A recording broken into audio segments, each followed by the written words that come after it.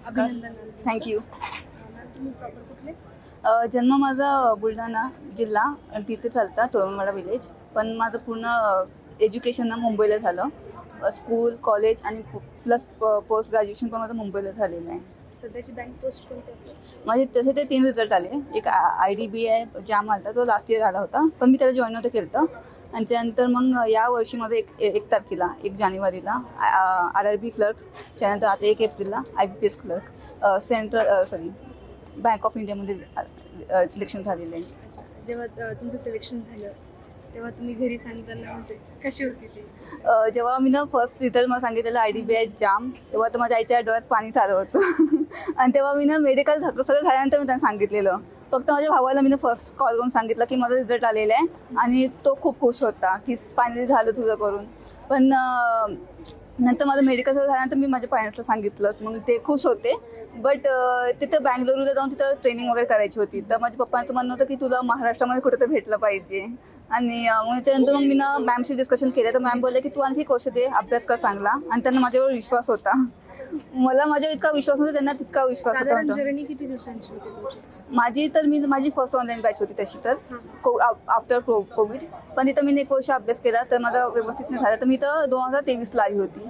बरोबर जेव्हा मी रिडिंगमध्ये बसलेली मुंबईमध्ये, तेव्हा ना फेलिटेशनचा व्हिडिओ आला होता. आणि मी सगळे स्क्रोल करत होती मुलांचे व्हिडिओज फोटोज वगैरे, आणि मी खूप झालती. आणि माझा कझन आहे, त्याला मी फोटोज पाठवलेले. मग तो बोललेला की तुझा नेक्स्ट इयर येणार रिझल्ट येईल करून, फक्त तू अभ्यास कर व्यवस्थित.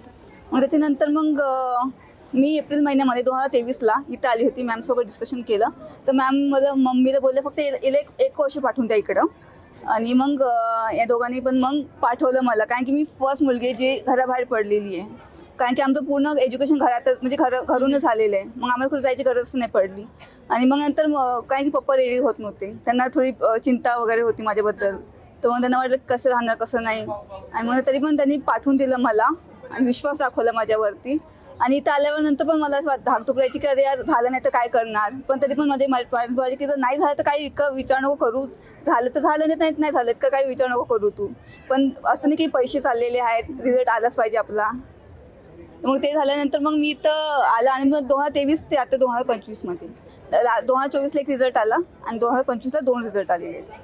हो. तुमच्या मनात जी भीती होती म्हणजे मुलीबद्दलची, पण आज तिचं सिलेक्शन झालंय आणि तुम्ही म्हणता की तुमच्या घरातल्या मुली जास्त बाहेर पडलेल्या नाही, तिचं सिलेक्शन झालंय आणि आज तुमचे ताट तसे मान झाले आहे, तर कसं वाटतं? नाही वाटते म्हणजे कसं आहे, आता ज्यावेळेस म्हणजे काय प्रसंग असा होता ना की तिला लांब कुठे म्हटलं पोस्टिंग कुठे भेटायला नको, जसं तिच्या पर्सनॅलिटी की आजकाल म्हटलं त्या भीतीनं जसं म्हटलं बा इथं तर कुठे महाराष्ट्रात झालं पाहिजे इथं.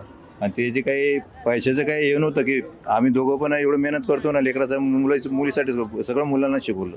शिक्षणाबाबतीत कोणाला सगळ्याचं ग्रॅज्युएशन केलेलं आहे सगळे. आणि तिला तर ती हुशार आहे एकदम, आणि तिच्यासाठी आम्ही काही कमी नाही केलं कोण्या गोष्टीचं. तुमच्या आणि मुलीची बॉन्डिंग म्हणजे कसं दुरून? आता मी तिला पाठवलं त्यामुळे म्हटलं बाई मी तुझ्या पाठी आहे, तू जा बिंदास जा म्हटलं. तर आम्ही तुला पैशाची काही कमी करणार नाही म्हटलं, तू कर म्हटलं. तिला म्हटलं बाई तू टेन्शन अजिबात नको, तू आगे वळत राह तुझ्या पाठीमागे आम्ही हाव म्हटलं. थँक्यू.